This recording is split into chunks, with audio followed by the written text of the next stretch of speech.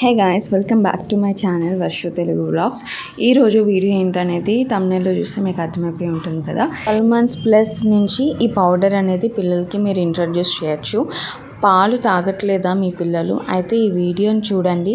ఈ పౌడర్ పాలల్లో మిక్స్ చేసేస్తే పిల్లలు మిల్క్ అనేది ఈజీగా తాగేస్తారనమాట. ట్రస్ట్ మీ, చాలా యమ్మీ ఉంటుంది. అండ్ కంపల్సరీ ఈ టిప్స్ అండ్ ఈ ప్రాసెస్ అనేది యాజ్ ఇట్ ఈస్ ఫాలో అవ్వండి. మీకు కూడా క్వాంటిటీ ఎంత అనేది తెలుస్తుంది. And more over first time చేసుకున్న వాళ్ళు ఏంటంటే కొంచెం తక్కువ క్వాంటిటీ చేసుకోండి. ఎందుకంటే పిల్లలకి ఫస్ట్ టైం వాళ్ళకి ఇంట్రడ్యూస్ చేస్తున్నారు కాబట్టి వాళ్ళకి నచ్చుతుందో నచ్చకపోతుంది, అది వాళ్ళ ఇష్టం. తర్వాత తాగుతున్నప్పుడు ఆ పౌడర్ అయిపోయాక దెన్ మీరు ఎక్కువ క్వాంటిటీ చేసుకొని స్టోర్ చేసుకోవచ్చు. సో ఈ వీడియోలో మంచి టిప్స్ అయితే నేను చెప్పాలనుకుంటున్నాను అనమాట. ఐ జస్ట్ హోప్ మీకు నచ్చుద్ది అనుకుంటున్నాను. అండ్ ఈ వీడియో కనుక మీకు నచ్చితే ప్లీజ్ లైక్ చేయండి అండ్ అలాగే వీడియోని షేర్ చేయండి. న్యూ మామ్స్కి వీడియో చాలా మంచిగా ఉపయోగపడుతుంది. సో ఇప్పుడైతే ప్రాసెస్లోకి వెళ్ళిపోదాం. 1 cup ఆఫ్ మఖానా తీసుకొని లిటిల్ రోస్ట్ చేసుకోవాలి. మఖానా అందరికీ తెలిసిందే, వెయిట్ గెయిన్కి చాలా బాగా యూజ్ అవుతుంది. అండ్ లిటిల్ రోస్ట్ చేసుకుంటే సరిపోతుంది. మఖానా చాలా టేస్ట్ ఉంటుంది అనమాట, పిల్లలకి చాలా బాగా నచ్చుద్ది. మఖానా పౌడర్ ఇన్స్టెంట్ పౌడర్ కింద చేసుకోవాలన్నా కూడా చాలా మంచిగా యూజ్ అవుతుంది.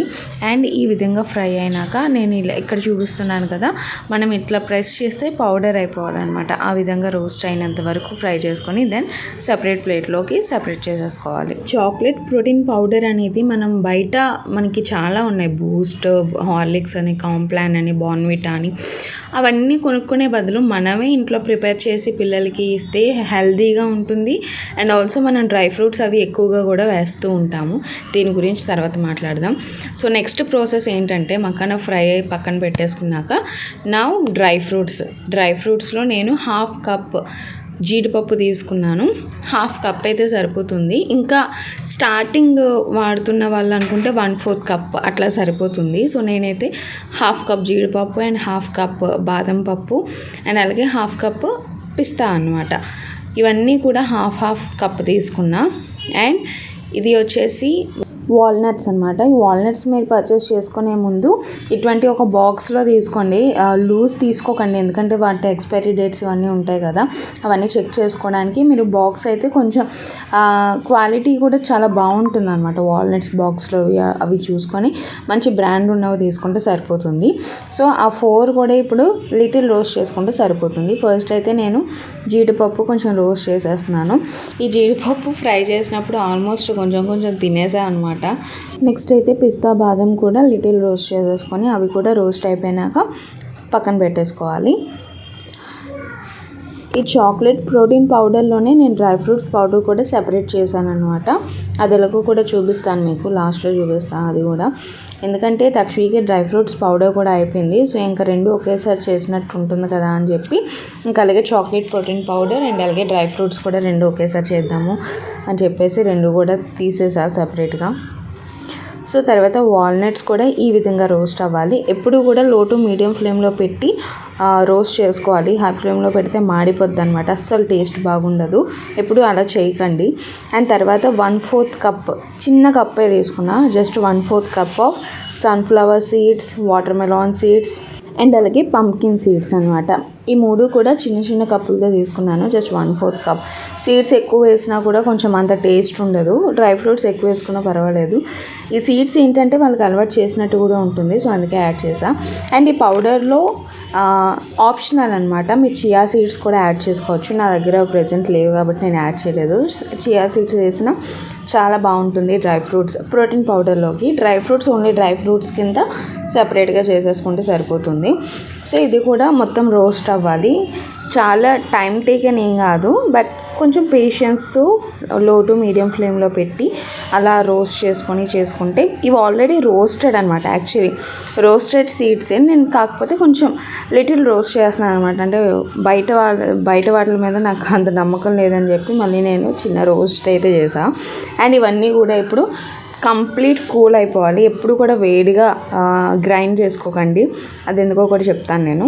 వేడి దాని మీద మీరు మిక్సీ వేసేసుకుంటే డ్రై ఫ్రూట్స్ అంటేనే ఆయిల్ కంటెంట్ అనమాట. మీరు ఎంతగా గ్రైండ్ చేస్తే అందులో నుంచి ఆయిల్ అంత ఇదిగా వస్తుంది. సో అందుకనే కంప్లీట్ కూల్ అయిపోయిన తర్వాత ఇలా గ్రైండ్ చేసేసుకోండి. ఆయిల్ అనేది రిలీజ్ అవ్వకుండా ఉంటుందన్నమాట. పౌడర్ అంటే పౌడర్ లాగే రావాలి.